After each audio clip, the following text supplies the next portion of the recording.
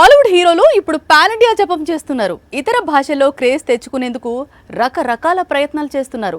ఇదే తమిళ్ మేకర్స్ కి jackpot లా తగిలింది. తెలుగు స్టార్స్ తో సినిమా చేసే ఛాన్స్ ని తెచ్చిపెడుతోంది. ఇంతకీ అరవ కథలపై మనసు పడ్డ తెలుగు హీరోలెవరు? Just watch it. టాలీవుడ్ లో తమిళ దర్శకుల హవా మళ్లీ షురు అయింది.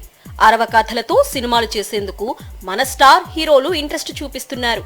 పుష్ప 2తో బ్లాక్ బస్టర్ కొట్టిన బన్నీ ఇప్పుడు అట్లీతో ఓ పాన్ ఇండియా సినిమా చేయడానికి కమిట్ అయ్యాడు. త్వరలో దీనిపై అఫీషియల్ అనౌన్స్మెంట్ రానుంది. రజనీతో లోకేష్ చేస్తున్న సినిమాలో నాగార్జున విలన్ రోల్లో కనిపించబోతున్నాడు. డాక్టర్, జైలర్ తో సూపర్ హిట్స్ అందుకున్నాడు నెల్సన్ దిలీప్ కుమార్. ఇప్పుడు తలైవాతో కలిసి జైలర్ 2 చేస్తున్నాడు. దీని తర్వాత ఎన్టీఆర్ తో సినిమా చేసేలా వర్క్ జరుగుతోంది. ప్రశాంత్ నీల్ ప్రాజెక్టు తర్వాత ఈ సినిమా సెట్స్ పైకి వెళ్లనుంది. ఖైదీ 2, విక్రమ్ 2 సినిమాలను లైన్ లో పెట్టిన లోకేష్ 2027లో ప్రభాస్ తో సినిమాలు చేసేలా చర్చలు జరుపుతున్నాడు. హిట్ 3, ది పారడైజ్ తో బిజీగా ఉన్న నాని సిబి చక్రవర్తితో ఓ సినిమా చేసేందుకు గ్రీన్ సిగ్నల్ ఇచ్చాడు.